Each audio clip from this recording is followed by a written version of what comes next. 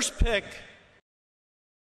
All right, welcome back to another episode of On the Clock, and we're back for more interviews. We've been on a hiatus for a little bit, but I'm glad to have a special guest with us today, Brady Murrietta from Orange Lutheran High School out in California. Brady, how are you doing today? I'm doing good. How are you doing? Yes, sir. Doing pretty good. I'm glad to have you on. For those of you who don't know who Brady is, Brady, feel free to introduce yourself to the crowd and kind of take us through your amateur journey a little bit. I know you've been around USA a lot. Yeah, for sure. So I grew up all in SoCal. My dad coached at Cal State Fullerton for probably 4 or 5 years. So I got to bat boy. I got to experience the bat boy for about 4 years. Got to experience a regional, a super regional at home. So I'm also grateful enough. I got to spend every summer with the Canes baseball out in that program out on the East Coast. So very grateful for all the experiences and all the people that I met through that program. They've always been super good to me. And yeah, I've gone to Orange Lutheran High School. I've been there for all 4 years and couldn't love it anymore. Coach RJ Farrell, our past coach, Coach Borba, they've done things that I couldn't even explain, to help me in my career. And I'm forever grateful for them. But yeah. Yeah, absolutely. You mentioned playing there for 4 years. You guys just won NHSI tournament, the fourth tournament title in school history. Kind of talk me through that whole week, because obviously, you have Gary Morse with a 16 strikeout performance on opening day, but I know you guys battled through some adversity to get to the title game and to even win the title itself. So, kind of explain that experience for us. Yeah, I mean our coaching staff did a pretty good job of, getting it in our brains that it's not going to be an easy road. These teams from all around the country, they don't really care where we're coming from. They don't really care about rankings or anything like that. And, going through that, we had to understand that it was going to be a grind for sure. And, but knowing us, we have one of the best teams in the country, one of the best cultures, one of the best, all the best guys. So going through that, we kind of have really anything that we had to do special. We had to just be us for sure. And obviously guys like performances like Gary and Cooper and those guys and Marcus and Marcus Grease, that definitely help us too. But I think it was really more the fact of us coming together as a team. I know the second and third day games were definitely not one off just pure baseball. It was poor camaraderie and culture that helped us propel into those final innings when we hit those two walk-offs. And it was pretty cool too. In the second game that we walked off of Trinity Christian, we had a guy who probably had one at bat on the year, maybe, come in the bottom of the seventh, and right as soon as he went up, he's one of those guys that's kind of just like, he's due. Like this is an A+ human, A+ personality, and A+ teammate. It couldn't happen to any other guy. But the point was that we really came together as a team and understanding that it's going to take all of us to do that. But it was a really fun trip. Absolutely. And obviously, this is not your first time being in Cary. You've had plenty of experiences, obviously, with Canes coming out for 17U and 18U, and obviously being on the 15U and 18U national team. What kind of, I guess, takeaway has Cary given you, like being able to work with the coaching staffs that they have there? And obviously, the teammates that you've been able to meet in and out every single year. What kind of lasting impression have these guys left on you? Yeah, I mean, being in Cary since I was 13, 14 years old has definitely changed my experience so much. I mean, definitely the first stepping stone for me was going to 13U, 14U ADP. I got to be coached by Coach Eric Bakich, who's at Clemson right now. So that was an eye opener for me a little bit. Like, oh, like there's some dudes out here. There's some big names, and kind of going throughout that, going to NTDP or ADP and all the trials and all the tournaments. It's playing at that stadium and interacting with the people that work there and the people who coach in USA Baseball. It's just I've tried to take everything in as much as I can. I don't really want to sell myself short on anything with any knowledge or getting to meet someone there.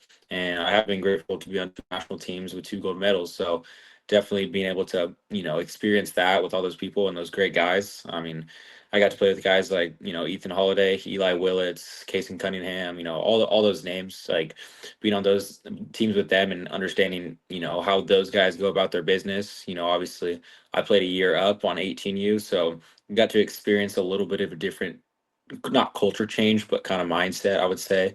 And just being around those guys and kind of understanding like what they do on a day-to-day basis and what they do in and out of the lines, it really transformed my game, I feel like, too.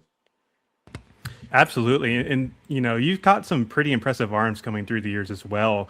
What is it like to learn about managing these kind of guys? Because obviously they're not your typical high school arms. Like these are some of the best in the country. How do you manage about going about that, and how much does it mean to you to be able to handle these kind of pitchers and be teammates with them essentially? Yeah, well, I know growing up for sure, I was, that 13U, 14U range, and you start catching those kind of not velo guys, but at that time, 92, 93, that was like big time velo to West back then. So I remember I used to be a little cautious of that. I had a little like, oh crap, that's coming out a little bit. But going throughout the years and all the events, velos, it kind of just is what it is now. I used to think like the more I think about it, the harder it was. But now just think about it, like if you don't, like, you just play baseball and you do what you do, like that stuff takes care of itself. And as you go upon older levels, and kind of the stuff that the events that I've played at, I feel like the guys know their bodies so well, they know their command so well, their stuff so well that you're playing with them. They are gonna do all the work for you. Your job is to support them as much as you can as a catcher, and try and get them through, pitch by pitch, what it is. But definitely as you get older, for sure, as I got older, I realized that, I'm working with these guys. I'm not, defending this guy back there, if that makes sense. Yeah, absolutely. And which of these arms have been like your favorite to catch so far? Is there anyone that particularly stands out in your mind? Yeah, I would definitely say I have two names from that me. It'd probably be Carson Bowman and Matthew Sharman. Just two guys that I've grown up catching ever since 13U. But those guys being able to catch them, especially this summer too, and the stuff that they have, the command and the kind of the presence that they purvey on the mound is just unmatched. I feel like Carson is just, it's one of those guys where you can set up 2 inches out the plate and he's going to put it there. He can tip his breaking ball or slider on the dirt if he needs to, but he can also make it for a strike. Same thing with Sharman. There's those two guys are really just really in control of their body and know their whole pitch mix, and it makes it my life 10 times easier behind the plate and be able to work with those guys. So That's awesome. Both of those guys are very, very, very good. I love both of those arms as a draft guy. So it's nice to see those two being getting their flowers. So do want to talk about the 15U title game against Cuba. There was a moment you hit the home run to help USA clinch the gold medal. What do you remember about that at bat, and how memorable of a moment that was that in your career? yeah, I mean, I think about that to this day. I kind of scroll on that video all the time, but you know, honestly, when I hit it, I kind of didn't black out a little bit, but I didn't really have any thoughts going through my head. More just like, holy crap, I just hit a home run in a gold medal game.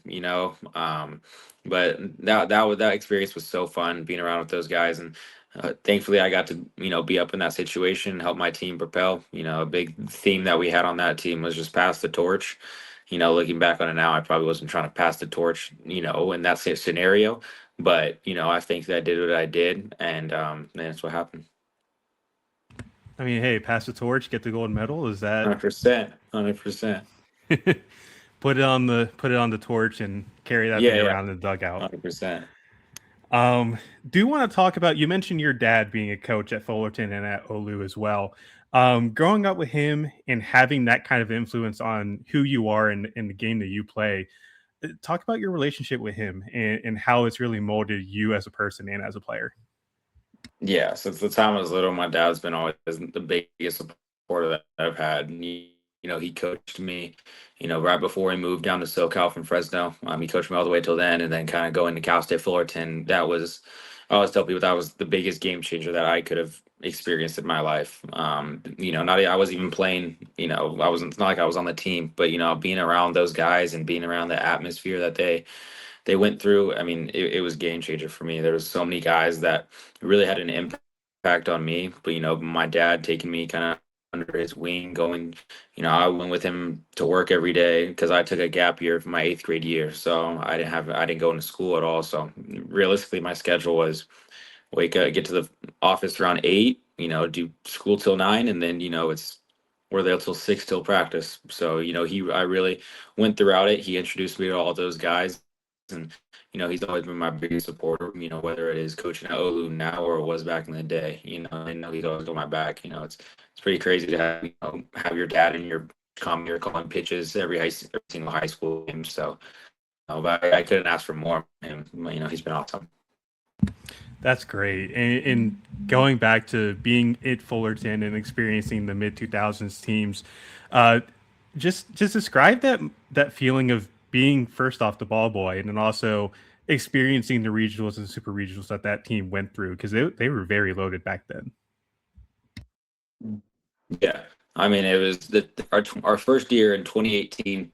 That year was just unbelievable. We go to those places. We went to Hawaii, went up to Stanford for a regional. A cool memory that I have was we had a guy come pinch hit, walk off home run. I think that was in 2018 to win that super regional against Stanford, and then come back home. We played UW at home, but really just being in the dugout was just game changer. I don't think people understand there's so many different components of being a ball boy. It's not just running and getting the bats. I was getting water for the umpires, bringing balls, and I was held to the same standard as all the other guys.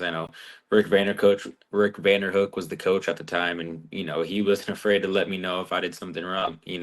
But I feel like that really shaped me into what I am today, and getting to experience those atmospheres in a college baseball super regional. Fullerton being packed out as much as it can and playing those types of games.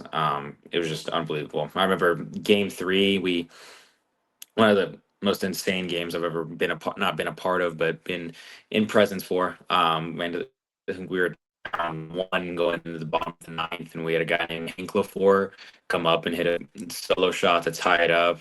We didn't pull it out that year, but just being around those guys and learning from what they've taught me has just brought me so much knowledge to the game.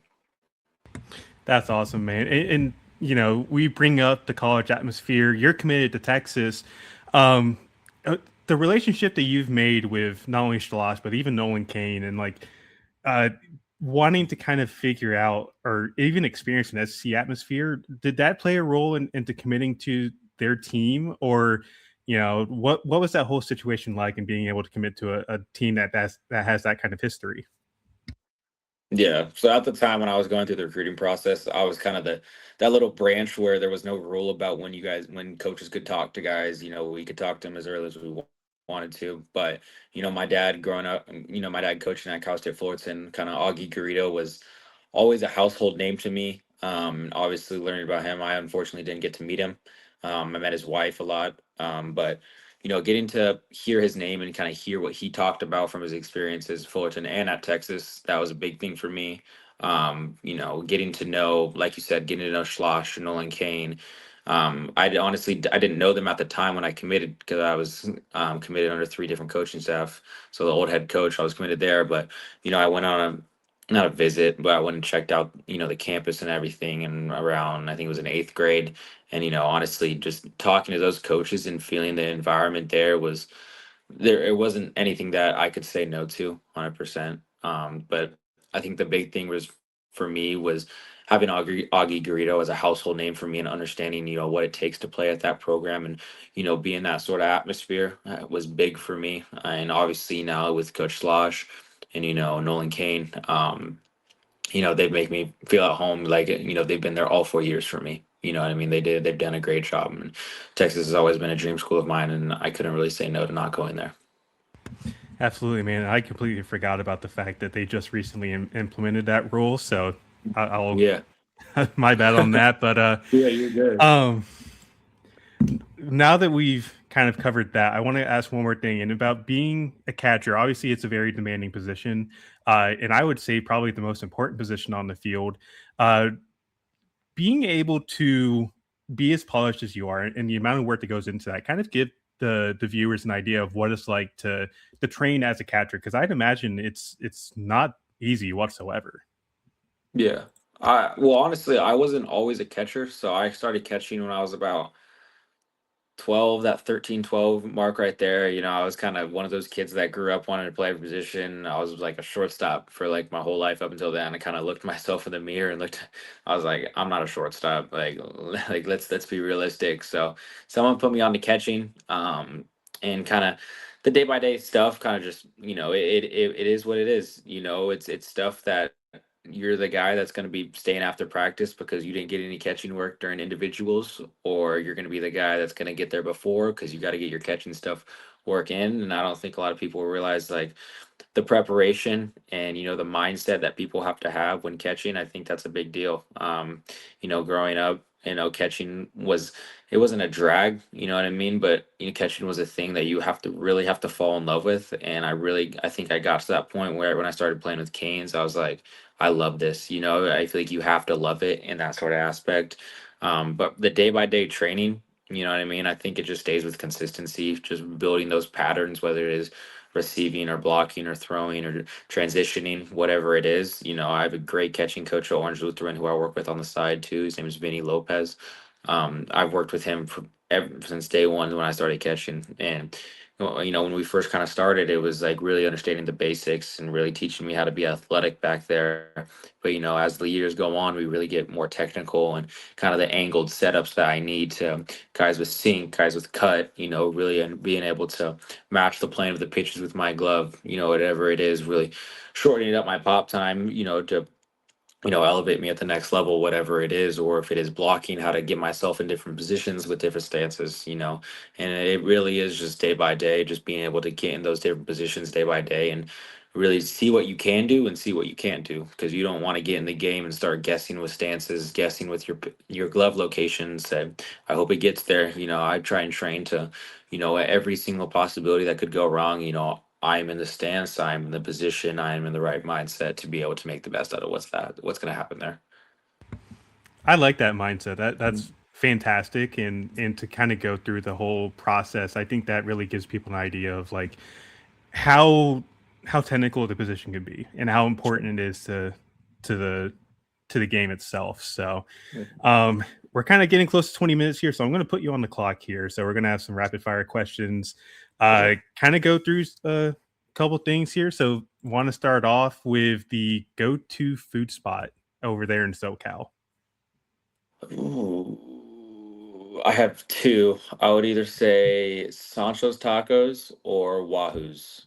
I can't really find any of those on the East Coast, so I love going out here. Is Wahoo's kind of like I don't want to say local chain, but is it kind of like I guess a Carl's Yeah, Jr. or it's like a Riccardi's?